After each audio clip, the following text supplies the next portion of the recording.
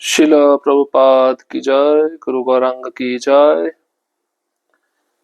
तो शिला प्रभुपाद जी से संबंधित हम कुछ दिव्य लीलाओं का श्रवण कर रहे हैं।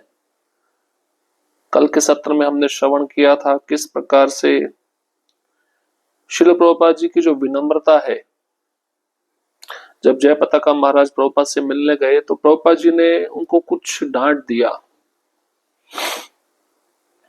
बाद में जब प्रभुपाद जी पुनः मिले जय पताका महाराज से, तो उन्होंने सोचा कि मैंने आपको डांट दिया, मैं बहुत कठोर हूं, मुझे सहन करना बड़ा कठिन है और मेरा व्यवहार कभी कभी कठोर हो जाता है। तो जय पताका महाराज जब ऐसा स्वभाव प्रभुपाद जी का देखे तो आश्चर्यचकित हो गए, क्योंकि प्रभुपाद जी विनम्रता पूर्वक जय पताका महाराज को ऐसा कह रहे थे। इसके पश्चात प्रभुपाद जी ने सिखाया कि वास्तव में असली मिष्ठान क्या है, चैतन्य चरितामृत है या बंगाली मिठाई है। चैतन्य चरितामृत जो भक्ति के रस से पूरा भरा हुआ है, और ऐसे चैतन्य चरितामृत को पढ़ के व्यक्ति संसार की मिठाई का रस भूल जाता है। और प्रभुपाद जी ने ये भी सिखाया कि अगर सन्यासी गरम गरम पूरी खा रहा है खजूर के गुड़ के साथ, तो ये उसके लिए उचित नहीं है, क्योंकि सन्यासी का अर्थ होता है वैराग्यशाली जीवन को व्यतीत करना। अब हम और भी सुंदर लीलाओं को श्रवण करेंगे। शिष्य को गुरु की रक्षा करनी चाहिए। जय पताका स्वामी एक बार प्रभुपाद कलकत्ता में सीढ़ियों के नीचे उतर रहे थे। वहां अनेक भक्त उपस्थित थे। उतरते समय प्रभुपाद का थोड़ा सा पैर फिसल गया और ऐसा प्रतीत हुआ मानो वह गिरने वाले हैं। ये देखकर एक वरिष्ठ भक्त ने घबराकर कहा, सावधान श्रील प्रभुपाद। तो प्रभुपाद जी एक बार कलकत्ता में सीढ़ियों से नीचे उतर रहे थे। बहुत सारे भक्त वहां पर खड़े थे। उतरते समय प्रभुपाद जी का पैर थोड़ा सा फिसल गया और ऐसा लगा प्रभुपाद जी अभी गिर जाएंगे। एक वरिष्ठ भक्त वहां पे खड़े थे, उन्होंने घबरा कर कहा, श्रील प्रभुपाद जी सावधान हो जाइए। प्रभुपाद तुरंत रुक गए और गंभीर स्वर में बोले, सावधान रहना तुम्हारी जिम्मेदारी है। शिष्य का कर्तव्य है कि वह अपने गुरु के शरीर की रक्षा करे। आध्यात्मिक कल्याण के विषय में तो गुरु स्वयं अपनी कृपा से तुम्हारी रक्षा करते हैं, किंतु मेरे शरीर की रक्षा चाहे मैं गिरूं या ना गिरूं, यह देखना तुम्हारा दायित्व है। यह भाव अत्यंत गंभीर है।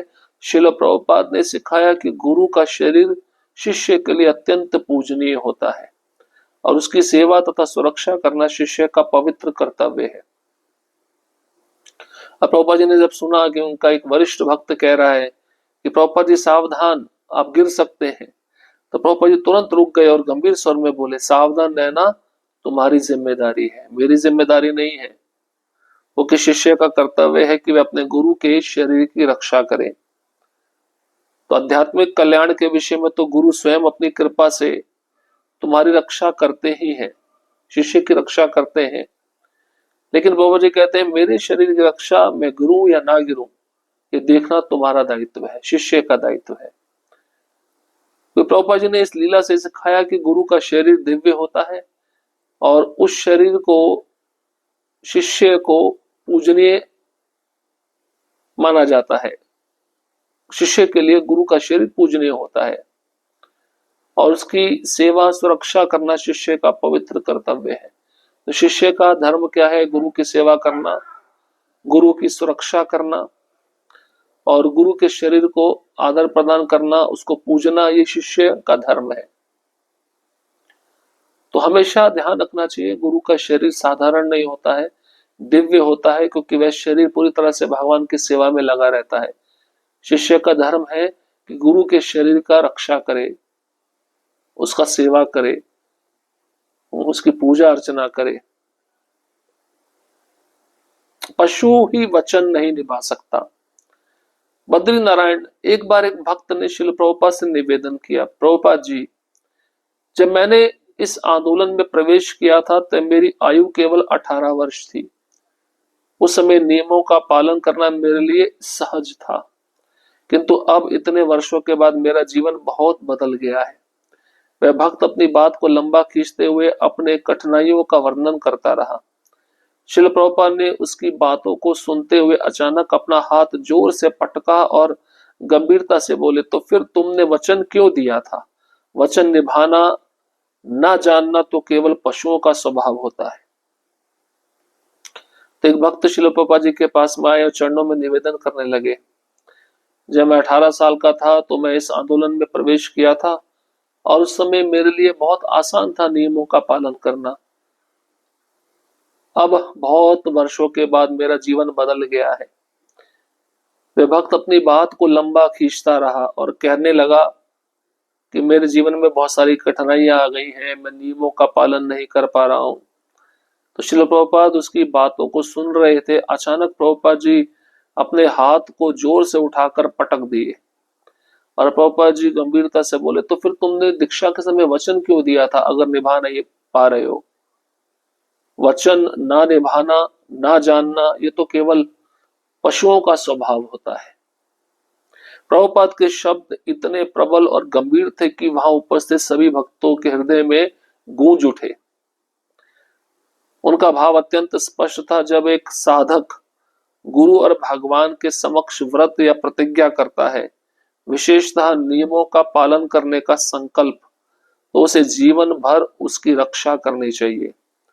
केवल एक असंस्कृत जीव पशु ही अपने वचन को भुला सकता है, किंतु एक मनुष्य, विशेषतः एक भक्त को अपने वचनों के प्रति निष्ठावान रहना चाहिए, चाहे परिस्थिति कैसी भी हो। इस प्रकार श्रील प्रभुपाद ने एक गहन शिक्षाप्रद उदाहरण द्वारा यह सिद्ध किया कि भक्ति पथ पर दृढ़ता और वचनबद्धता कितनी अनिवार्य है। अब प्रभुपाद जी के जो शब्द थे इतने शक्तिशाली थे, इतने प्रबल थे, इतने गंभीर थे कि वहां उपस्थित सभी भक्तों के हृदय में शब्द बैठ गए। प्रभुपाद जी का भाव स्पष्ट था। जब एक कोई साधक गुरु के समक्ष, भगवान के समक्ष प्रतिज्ञा लेता है, व्रत लेता है कि मैं आजीवन 4 नियमों का पालन करूंगा, मैं जीवन भर जो संकल्प लिया है उसकी रक्षा करूंगा, तो प्रभु जी कहते हैं केवल असंस्कृत जीव, असभ्य जीव ही, जो पशु होता है, वह अपने वचन को भुला देता है, अपने संकल्प को भुला देता है, अपनी प्रतिज्ञा को भुला देता है। किंतु एक मनुष्य, एक भक्त अपने वचनों के प्रति निष्ठावान रहता है, चाहे परिस्थिति कैसी भी हो। तो इस प्रकार श्रील प्रभुपाद जी ने एक शिक्षा हमको प्रदान की। ये शिक्षा क्या थी कि भक्ति के मार्ग पर हमें दृढ़ता पूर्वक चलते रहना चाहिए। जो वचन हमने गुरु को दिया है उसको हमें आजीवन निभाना चाहिए। कभी कभार शिष्य उस वचन को निभा नहीं पाते, गुरु से झूठ बोलते हैं या गुरु को छोड़कर चले जाते हैं। बहुत बड़ा अपराध है, ऐसा नहीं करना चाहिए। इसलिए दीक्षा गंभीर भक्तों के लिए होनी चाहिए, जो जीवन भर उन नियमों का पालन कर सके, चाहे उनके जीवन में कैसी भी परिस्थिति क्यों ना आए। प्रभुपाद की करुणा, फूड फॉर लाइफ, जीवन हेतु कृष्ण प्रसाद। जयपताका स्वामी कहते हैं, जब हम घास की झोपड़ी से स्थानांतरित होकर नवनिर्मित कमल भवन लोटस बिल्डिंग में आए, जो कि प्रथम बहुमंजिला अतिथि गृह था और जहां शिल प्रभुपाद का निजी कक्ष भी स्थित था, तब हमने इस अवसर पर एक भव्य उत्सव का आयोजन किया। हमने अनेकों गांव वासियों को आमंत्रित कर एक बड़ा महाप्रसाद भोज कराया। भोज समाप्त होने के बाद लोग अपने खाए हुए केले के पत्तलों, जिसे भारत में प्राकृतिक थाली के रूप में उपयोग किया जाता है, को मंदिर के पीछे फेंक कर चले गए। प्रभुपाद भोज के बाद अपने कक्ष में चले गए। तो ये मायापुर की बात है। जयपताका महाराज कहते हैं, जब हम पहले घास की झोपड़ी में रहते थे, उसके बाद हम नवनिर्मित कमल भवन में प्रवेश किए, जो एक बहुमंजिला इमारत थी, अतिथि गृह था, जहां पर शिल प्रभुपाद जी का निजी कक्ष भी था। तो प्रभुपाद जी अपने कक्ष में थे। तो इस अवसर पर एक बहुत बड़ा उत्सव का आयोजन किया गया। गांव के अनेक लोगों को बुलाया गया और एक बड़ा महाप्रसाद भोज कराया गया।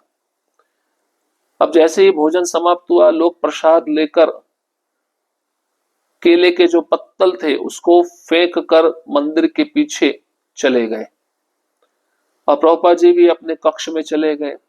मैं शिलो प्रभुपाद के साथ उनके कक्ष में बैठा हुआ था, तभी हमने मंदिर के पीछे किसी कुत्ते के भौंकने की आवाज सुनी।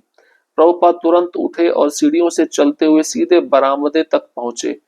वहां से झांक कर देखा तो पाया कि भोज में प्रसाद ग्रहण करने वालों द्वारा फेंके गए पत्तलों का एक बड़ा ढेर लगा हुआ था।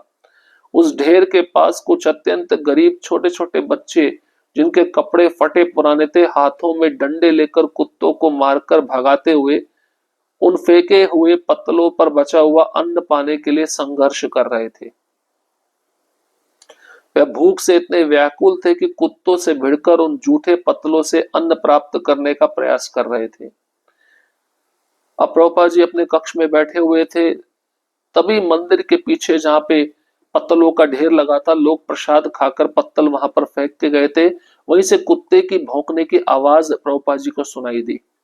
प्रभुपाद जी तुरंत उठे और सीढ़ियों से चलते हुए जैसे बरामदे तक पहुंचे, वहां पे उन्होंने झांक कर देखा कि जो प्रसाद के पत्तल थे उसमें जो बचा हुआ अन्न है, उस अन्न को पाने के लिए छोटे छोटे बच्चे जो गरीब है, जिनके कपड़े फटे पुराने हैं, हाथों में डंडा लेकर कुत्तों को मारकर संघर्ष कर रहे हैं उस पत्तलों में से अन्न को खाने के लिए।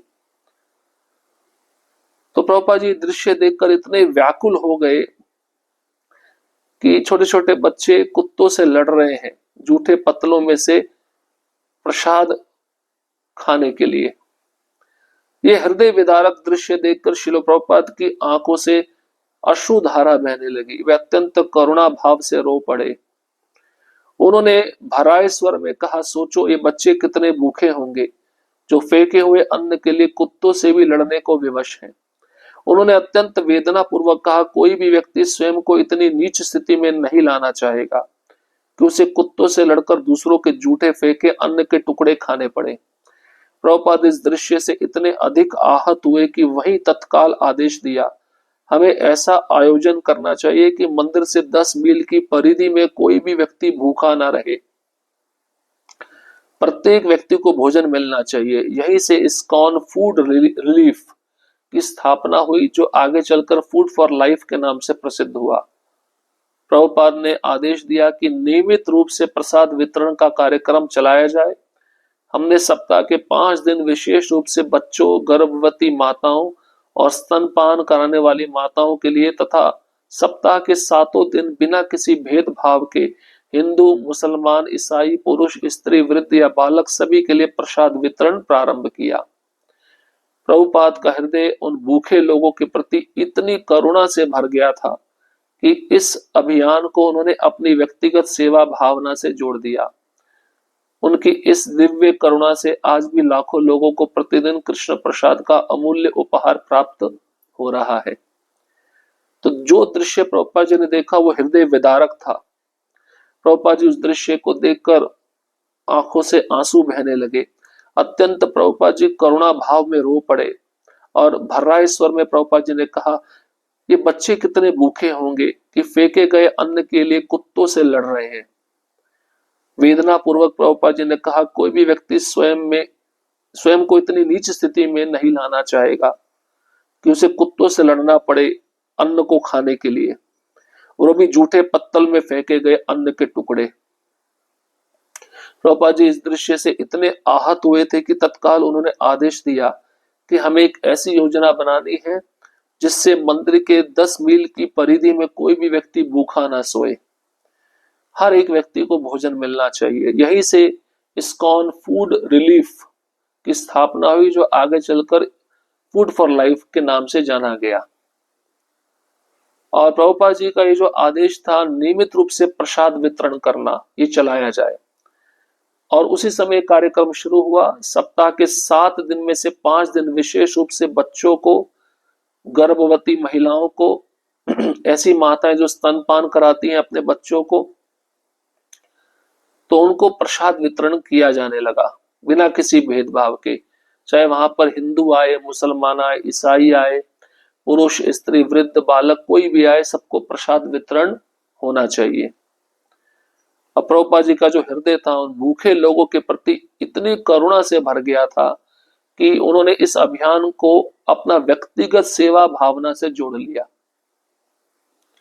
और प्रभुपाद जी की इसी करुणा से आज भी लाखों लोगों को इस्कॉन के मंदिर से प्रतिदिन कृष्ण प्रसाद का अमूल्य उपहार प्राप्त हो रहा है। तो ये जो फूड फॉर लाइफ है आज भी हमारे मंदिरों में चलाया जाता है। शाम के समय खिचड़ी प्रसाद सबको बांटा जाता है, जिससे कोई भी मंदिर के 10 मील की परिधि में भूखा ना रहे। तो शुद्ध भक्त की करुणा है सबको प्रसाद मिले। अन्नदान तो हर कोई करता है, लेकिन प्रसाद का वितरण ये केवल मंदिर में रहने वाले भक्त आचार्य ही कर सकते हैं। ये सबसे बड़ी दया है समाज के ऊपर, सबसे बड़ी करुणा है समाज के जीवों के ऊपर। तो इस प्रकार प्रभुपाद जी की करुणा विशेष है, उस करुणा का सभी जीवों को लाभ उठाना चाहिए। हरे कृष्ण कृष्ण कृष्ण हरे हरे, हरे राम राम राम हरे हरे।